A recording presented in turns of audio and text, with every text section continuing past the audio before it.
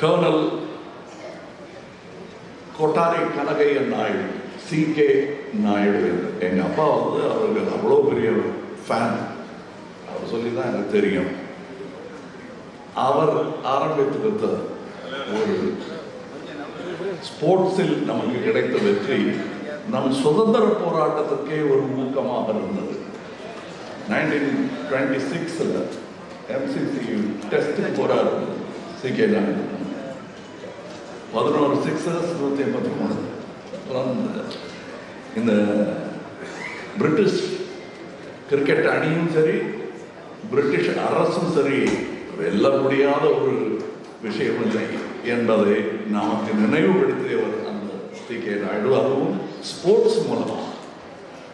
அது ஒரு தருணம் இந்தியா உணர்ந்த தருணம். அதற்கு அடுத்து லாலா அமர்நாத் 1933 அவர் செஞ்சுரி அடிக்கிறார். இந்தியாவின் முதல் செஞ்சுரி. இப்ப நம்ம கிட்டத்தட்ட இந்தியாவின் சுதந்திர செஞ்சுரியை நோக்கி நடந்துட்டு இருக்கோம். அதுக்கப்புறம் என்னுடைய சகோதரர் கபில் தேவ் அவர்கள் 1983 அந்த கோப்பையை பணிவாக சென்று வாங்கி கொண்டு வந்தார். வெற்றி, கம்பீரமான வெற்றி. அவர் அதை பெறும்போது பணிவாக பெற்றுக்கொண்டு வந்தார்.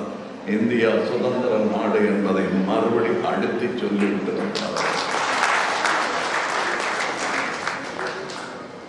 நண்பர்களே, விளையாட்டு என்பது trying to experiment with the extent of your endurance என்பது மட்டுமல்ல, அது ஒரு தேசத்தின் ஆரோக்கியத்தின் அடையாளம். அது ஒரு தேசத்தின் வலிமையின் அடையாளம், தேச மக்களின் வலிமையின் அடையாளம். விளையாட்டு ஒரு தேசத்தின் மன உறுதியின் அடையாளம்.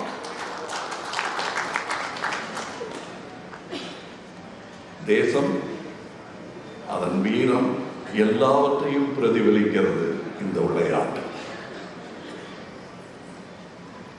அது மட்டுமல்ல, ஸ்போர்ட்ஸ் தியாகத்தின் அடையாளமும் கூட. 50 பேர் ஓடும் ஒரு மேரத்தானில் பங்கு எடுத்துக் கொள்ளுதானே, அதில் ஜெயிப்போமான்னு தெரியாது. ஆனா ஓடுறாங்க பாருங்க. அந்த தியாகம் புரிந்தால் இந்த ஜனநாயகமும் புரிந்துவிடும். மூன்றாவது தருணம் தென்னாப்பிரிக்காவில் அபார்த்தைடு நிறவெறி கொடுமையான அரசு அங்கே நடந்து கொண்டிருந்த போது அதன் தேசிய ரக்பி அணி ஸ்பிரிங் பாக்ஸ் என்று சொல்வார்கள். அது வெள்ளையர்கள் தவிர வேறு ஆள் கால் வைக்க முடியாது, அந்த ஜெர்சியை போட்டுக்க முடியாது. ஆனால் நெல்சன் மண்டேலா அவர்கள் அதிபரானவர்களுக்கு அந்த ஜெர்சியை போட்டுக்கிட்டு அவங்க இன்டர்நேஷனல் கோப்பையை வெல்லும் போது அங்கே வந்து அமர்ந்திருந்தார். நான் சொன்னேன், அவருக்கு அந்த ஜெர்சி போடும்போது தெரியுமா ஜெயிக்க போறாங்கன்னு. அவங்க விளையாட வந்ததே அவரை பொறுத்தவரையிலும் வெற்றி தான். ஆனா ஜெயிச்சு காட்டிட்டாங்க, அதுக்கு மேல சந்தோஷமா இருந்தாரு. அந்த ஸ்போர்ட்ஸுக்கு அந்த வலிமை இருக்கு. இந்த ஒரு வெற்றி தென்னாப்பிரிக்காவின் முகத்தையே மாற்றியது. அதாவது நான் ஸ்போர்ட்ஸ்ல மட்டும் இல்லை, அவங்களுடைய மனதுக்கு கிடைத்த சந்தோஷம் இருக்கிறது. இதுலயும் நமக்கு மோனோ கல்ச்சர் கூடாது என்பதுதான் என்னுடைய ஒரு விமர்சனம் கூட ஆசை. எனக்கு பிடிச்ச ஒரே விளையாட்டு தான், எதுவுமே ஒன்னே ஒண்ணுதான், எல்லாரும் ஒரே மொழி, ஒரே ஜிப்பா, ஒரே சப்பாத்தி நடக்காதுங்க.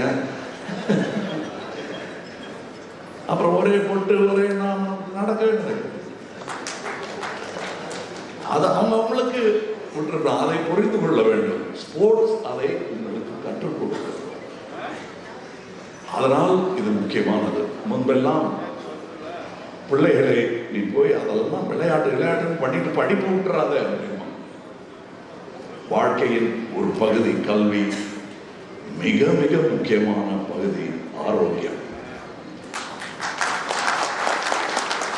அதை உங்களுக்கு நீங்கள் அறியாமல் அள்ளி கொடுப்பது இந்த ஸ்போர்ட்ஸ். ஸ்போர்ட்ஸை பற்றி ஏன் தெளிவாக சொல்கிறேன்னா, நீங்கள் மசில் கல்ச்சரும் ஸ்போர்ட்ஸு தான். ஆனால் ஒரு தனிமையாக பண்ணணும். மேரத்தான் ரன்னிங் மாதிரி நம்ம உடம்பு, நம்ம வலி, நம்ம தான். இந்த கூட்டு முயற்சி இருக்கிறது, அதில் இருக்கிற சந்தோஷமும் அதனால தான் நான் சினிமாவை மோஸ்ட் டெமோக்ராட்டிக் ஆர்ட் என்று சொல்வேன். என் படம் என்று சொல்லிக் கொள்வதில் எனக்கு நம்பிக்கையே கிடையாது. அது என் படம் சொல்லிட்டு அது என்னோட நின்றுடும். அது உங்கள் படமாகும் போதுதான் எனக்கு வெற்றி. ஆக என் படம் என்று வெற்றி பெற்ற படத்தை கூட யாரும் சொல்ல முடியாது. எங்கள் படம், அது உங்களையும் சேர்ந்தது தான். அது கடைநிலை ஊழியர் ஒரு ஃபோக்கஸ் புல்லர் விட்டான்னா, அது ஸ்டண்ட் மாஸ்டர் சரியாக கற்றுக் கொடுக்கலன்னா, இல்லை ஸ்டண்ட் மாஸ்டர் இல்லாமல் நானே பண்ணிக்கிறேன்னு ஆரம்பித்தோம்னா என்ன ஆகுங்கிறதுக்கு பேர் உதாரணம். என்ன பல விஷயங்களுக்கு உதாரணம் சொன்னார்கள். பெரும் ஆசான்கள் எனக்கு இருந்திருக்கிறார்கள். படிக்காத மேதை என்றெல்லாம் என்னை பாராட்டினார்கள். படிக்காமல் மேதையாவது இருக்கட்டும், படிக்காமல் மேடையே ஏற முடியாது. டயலாகையாவது படிக்கணும்ல. அப்படி எனக்கு பாடங்கள் கற்றுக் கொடுத்த மேதைகளின் பட்டியலை நான் உங்களுக்கு சொன்னால் நான் எவ்வளவு படிக்காதவன் என்பது உங்களுக்கு புரியும். எனக்கு யூகேஜியில் தமிழ் கற்றுக் கொடுத்தவர்கள் 3 பேர். கலைஞர், கண்ணதாசன், அந்த உச்சரிப்பை எனக்கு சொல்லிக் கொடுத்தவர் நடிகர் சிவாஜி கணேசன். போதுமா என் வாத்தியார் பட்டியல்? ஆனால் அவங்களுக்கு பிடிச்ச படிப்பு.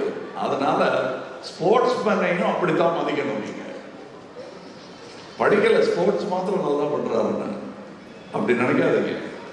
முகமது அலி ஒரு பாக்ஸர், புதுசண்டை வீரர், அவ்வளவுதானே இல்லை. யுஎஸ் அரசியலில் ஒரு முக்கியமான குரல் முகமது அலி. வெள்ளை மாளிகைக்கு சவால் விட்ட ஒரு அழகன், கருப்பழகன் அந்த முகமது அலி. அந்த கேள்விகளுக்கெல்லாம் பதில் தெரியாமல் வெள்ளையர்கள் திக்குமுக்காடிய தொலைக்காட்சி பேட்டிகளை எல்லாம் நீங்கள் இன்றும் பார்க்கலாம். ஸ்போர்ட்ஸுக்கு அந்த பலம் உண்டு. இந்த உலகத்தை மாற்றும் வல்லமை விளையாட்டிற்கு இருக்கிறது. உத்வேகம் அளிக்கும், மக்களை ஒன்று திரட்டவும் இது பயன்படும். எப்படி சினிமா பயன்படுகிறதோ, சினிமா தியேட்டரில் தான் முதலில் ஜாதி ஒழிந்ததாக நான் நம்புகிறேன். அது வீதிக்கும் வர வேண்டும் என்பதுதான் என் ஆசை. அது என் வாழ்நாளில் வர வேண்டும் என்பது என் கடமை.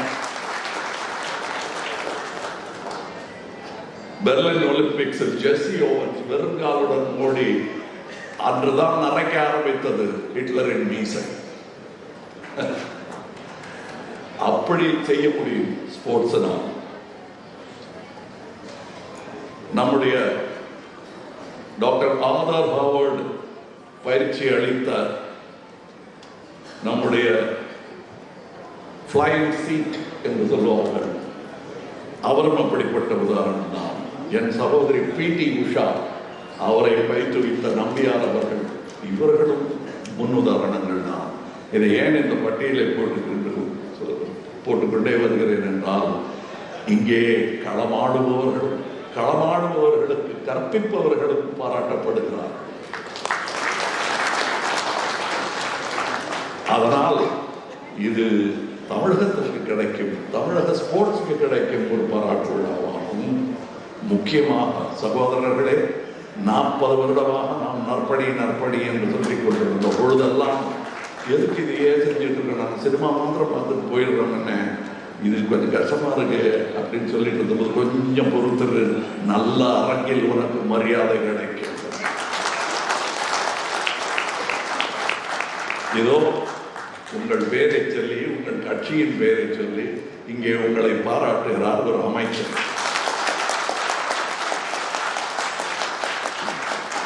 அதைத்தான் நான் சொன்னேன். அப்போ உன்னால் முடியும் தம்பி, கொஞ்சம் பொறுமையாக. அதுக்காக இப்ப இந்த நேரத்துல பொறுமையா இருந்திருந்தாருங்க. இது நாம களமிறங்க வேண்டிய நேரம். எந்த களமிறதுனா வேறு களம் நம்ம பேசிக்கலாம். இந்த மேடையில் பள்ளிக்கல்வி அமைச்சர் என்பது ஒரு சாதாரணமான விஷயம் அல்ல. நாளை நமதே நாளை நமதேன்னு நான் சொல்லிட்டே இருக்கேன். அந்த நாளைக்கான விதை போடும் விஷயம். அதனால்தான் இந்த ஓட்டுதல் பற்றுதல் எல்லாம் எங்கள் இருவருக்கும் கனவு ஒன்றாக இருக்கும் பொழுது நினைவும் ஒன்றாகவே இருக்கும். ரோட்டரி மற்றும் பெஃபி குடும்பங்களுடன் இந்த அவையில் இணைவது எனக்கு பெரும் மகிழ்ச்சி. பழைய ஆட்கள், பழைய தோழர்கள் இங்கே இருப்பார்கள். என்ன பண்ணணும்னா அடுத்து நற்பணிங்க நீங்க என்ன பண்ணணும், ரத்த தானம் பண்ண சொல்லிட்டீங்க, பண்ணிட்டோம், அது பண்ணது கண்ணு கொடுக்க சொல்லிங்க. முன்னே இல்லைப்பா, இதுக்கு முன்னாடி இது எதுவுமே don't invent the wheel, don't reinvent the wheel, it's been ton.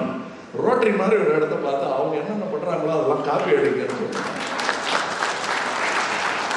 இப்போ நான் சொன்னேன், தேடுங்கள் தேடுங்கள், தேடி தீர்ப்போம்பா என்று எழுதிய புத்தகம் உங்களுக்காக எழுதியதுதான். இன்றும் இந்த மேடையில் பாரதி சொன்ன அந்த பாப்பாக்கள் எல்லாம் ஓடி விளையாடி பதக்கமும் பெற்றுக்கொண்டு இங்கே வந்திருக்கிறார்கள். இதில் என் பெண்ணும் இங்கே இருக்கிறார், கண்ணகி நகரிலிருந்து. எங்களுக்கு இது திடீர்னு ஏற்பட்ட உறவு இல்லை, அதுக்காக சொல்றேன். ஏதோ சினிமா நடிகனுக்கு ஒரு ரோட்டரி ஒரு விழா நடத்தணுன்றது இல்லை. இது நீண்ட தொடர்பு. இதுவே ஒரு மாரத்தான், அது இன்னும் ஓடிக்கொண்டே இருக்கிறோம். அது இப்படி ஒரு சக்கரம் எங்கள் கல்வி தேருக்கும் விளையாட்டு தேருக்கும் கிடைத்த சக்கரமாகவே நாங்கள் நினைக்கிறோம்.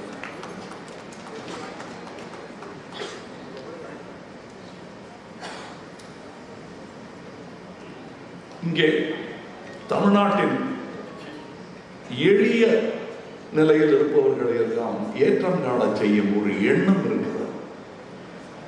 அதனால்தான் நாம் இணைந்து செயல்படுகிறோம்.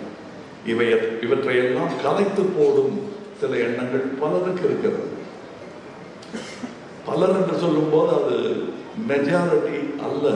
ஜனநாயகம் என்பது பாதுகாப்பதுதான் ஜனநாயகம். அதுவும் ஜனங்களை பாதுகாப்பு முக்கியமான ஒரு கடமை நமக்கு இருக்கிறது. எல்லாருக்கும், அதுவும் இல்லாதவர்க்கு இருக்க செய்வது, இல்லாமல் செய்வது. இன்னைக்கு பக்கத்து ஊர்ல கொண்டாடுறாங்க பாவர்ட்டியை ஒழித்து விட்டோம் என்று. அது விரைவில் நடக்கும், நடந்தே ஆக வேண்டும். இப்படிப்பட்ட நிகழ்வுகளில் இந்த கையெழுத்து உங்களுக்கு கிடைத்த பெருமை என்றுதான் நான் என் தொண்டர்களுக்கு சொல்லுவேன்.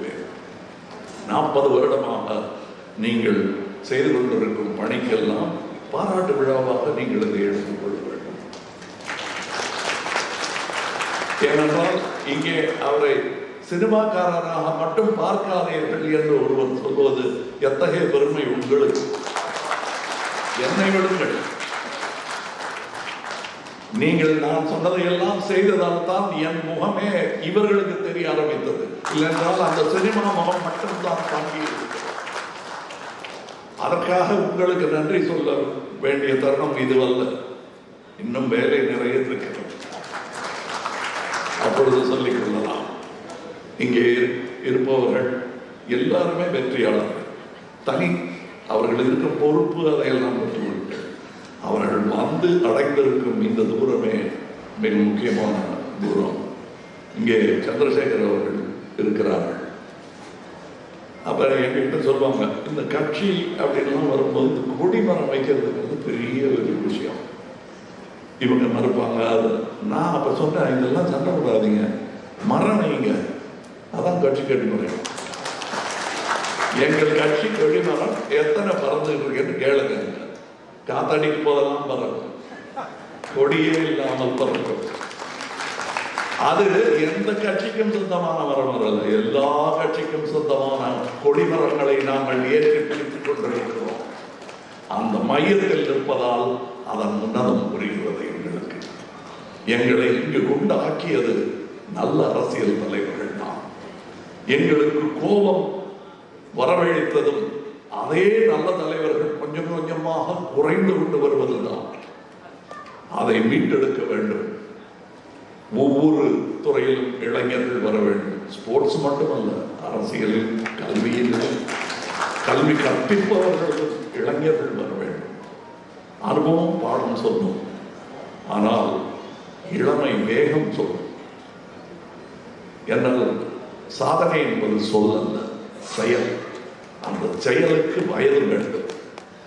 என் வயதையெல்லாம் எடுத்துக் கொள்ளுங்கள் என்று பெரியவர்கள் சொல்வது வெறும் பேச்சல்ல, வாழ்க்கை புரிந்தவன் சொல்லும் வார்த்தை அது. நிலையாமை தெரிந்தவர்கள் சொல்லும் வார்த்தை அது. அதைத்தான் சொல்லுகிறேன்.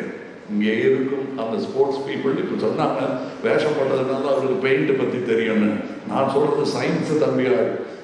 அது அந்த பெயிண்ட் உடம்புல போட லெட் பாய்சன் ஆகி ஒரு ஹாலிவுட் படத்தில் டின் மேன் நடித்தவர் என்ன மாதிரி ஒரு ஆர்வப்படாமல் உடம்பு பூரா அந்த சில்வர் பெயிண்ட் அடிச்சுக்கிட்டு இறந்தே போயிட்டார்.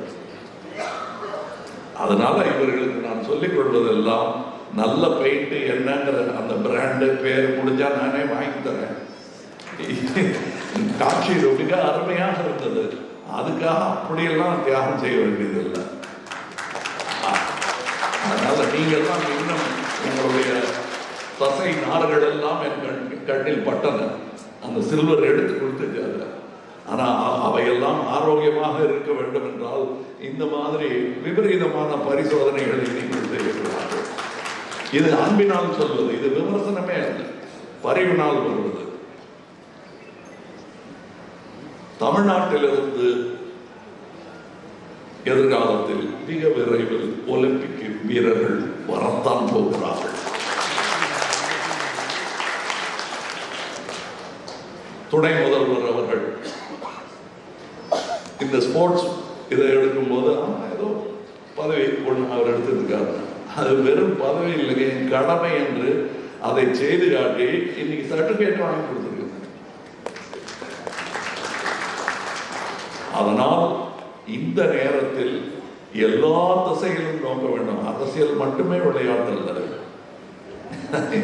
இதுவும் புரிந்து கொள்ள வேண்டும். உங்களுக்கு loneliness of a long distance runner என்று சொல்வார்கள். அந்த தனிமை புரிந்திருக்க வேண்டும். எப்ப பார்த்தாலும் கூட்டத்தோடு ஒட்டிக்கிட்டு உனக்கென்று தனி உருவம் இல்லாமல் நீ கலைந்து போய்விடக்கூடாது. அதற்கு கொஞ்சம் லாங் டிஸ்டன்ஸ் ரன்னிங்கும் புரிந்து கொள்ள வேண்டும். அதையெல்லாம் புரிந்தவர்கள், இதை கற்பிப்பவர்கள் நிறைய பேர் இருக்காங்க. ஸ்போர்ட்ஸ் இதெல்லாம் ஒரு சீசன் கப் வாங்கியாச்சு அப்படின்னு வீட்டுக்கு போகாம கற்றதை மற்றவருக்கு பகிர்வது இருக்கிறது இல்லையா, அதுதான் பெரிய விஷயம். அப்படி பகிராமல் போயிருந்தால் நான் சொன்ன அந்த பெயர்களெல்லாம் என்று நான் சொல்ல தேவைப்பட்டிருக்காது. அவங்கெல்லாம் தனக்கு தெரிஞ்சதெல்லாம் கூட்டு சொல்லி கொடுத்தாங்க. இதையெல்லாம் நான் பார்க்கிறேன். எப்படி என்னுடைய குருமார்கள் பட்டியலை போட்டாலே நான் கெட்டிக்காரனா இல்லையா என்பது தெரியாது. எவ்வளவு பெரிய அதிர்ஷ்டக்காரன் என்பது எனக்கு தெரியும். எத்தனை வாத்தியார் நேற்று கூட ஒரு நினைவு தினத்துக்கு எங்க ஐயா பாலச்சந்திரன் நினைவு தினத்துக்கு சொன்னேன். ஆசிரியர்கள் பேர் இப்ப மௌரியா அவர்கள் கேட்டாரு, அந்த ஔவை சண்முகங்கிறது டி.கே. சண்முகம் தானே கேட்கிறாரு. அப்படி ஆசான்களே மறந்து விடுவார்கள். ஒரு ஏன்னா அடிக்கடி சொல்லிக்கிட்டே இருக்கணும். அதுக்காக தான் சொல்லியிருக்கேன். நான் எங்கிருந்து கத்துக்கிட்டேங்கிறதுல ஒரு மிகையும் கிடையாது. நான் மேடையில் பேசல, கலைஞர் வசனத்தை கலைஞரிடம் பேசி காட்டிய பிள்ளை நான். அதுக்கப்புறம் அவர்கிட்ட கொண்டு போய் நான் தேவர் மகன் ஸ்கிரிப்டை கொடுத்தது, இது எதுக்கு என் கையில் கையில் கொடுக்குறேன்னு நீங்க வாங்கணும். என்ன நீங்க டைலாக் எடுத்து நான் அதையே நடிக்கிறதுக்கு நான் எழுதிட்டேன். என் டைலாக் நான் பாஸ் ஆகிட்டேன்னு சொல்றேன். இப்படியெல்லாம் நான் கற்று வந்திருக்கிறேன். எனக்கு சிலம்பு வாத்தியார் ஞாபகம் இருக்கிறது, எனக்கு ஸ்கேட்டிங் கற்றுக் கொடுத்த வாத்தியார் ஞாபகம் இருக்கு. எனக்கு இதெல்லாம் கற்றுக்கணும். அதுதான் ஸ்கில் செட் டெவலப்மெண்ட் தான் நாளைய இந்தியா. வெறும் டிகிரிஸை வச்சுட்டு ஒன்றும் பண்ண முடியாது. ஸ்கில் செட்டையும் டெவலப் பண்ணணும், கல்வியும் டெவலப் பண்ணணும். கல்வி பிழைப்புக்காக படிப்பதில்லாமல் நீங்களும் நாடும் முன்னேற வேண்டும் என்பதற்காக படித்தால் இந்தியா வல்லரசு. அதை இப்படிப்பட்ட மேடைகளில் சொல்வது, இந்த ஸ்போர்ட்ஸ்க்கு அதுக்கு என்ன சம்பந்தம்? உலக மேடையில் எல்லா துறைகளிலும் வெல்வதுதான் வல்லரசு என்று லட்சணம், அடையாளம். அதை நோக்கி நாம் நடந்து கொண்டிருக்கிறோம் என்பதற்கு ஒரு சின்ன உதாரணம் தான் இந்த கூட்டுறவு. இதில் பெருமை கொள்வது யார்? மிகவும் பெருமை கொள்வது யார் என்றால் நாங்கள் தான். எங்களை உங்களுடன் இணைத்துக் கொண்டது எங்களுக்கு பெருமையாக நினைக்கிறோம். எங்களுடைய வேர்வையும் உழைப்பும் கண்டிப்பாக உங்களுக்கும் கிடைக்கும். ஏனென்றால் நல்ல பணி செய்பவர்களுக்கெல்லாம் தோள் கொடுக்க வேண்டும் என்று நினைப்பது நாங்கள் ஆரம்ப காலம் முதல் பயின்று வந்த ஒரு பயிற்சி. அந்த பயிற்சியின் விளைவாகத்தான் இங்கே வந்திருக்கிறேன். இனியும் பயிற்சி தொடரும். என்னை இங்கே வரவழைத்து இத்தனை வீரர்கள் வீராங்கனைகளுக்கு முன்னால் எங்களை முன்னிறுத்தி மரியாதை செய்திருக்கிறீர்கள். ஆனால் முதல் மரியாதை பெற வேண்டியவர்கள் அவர்கள்தான்.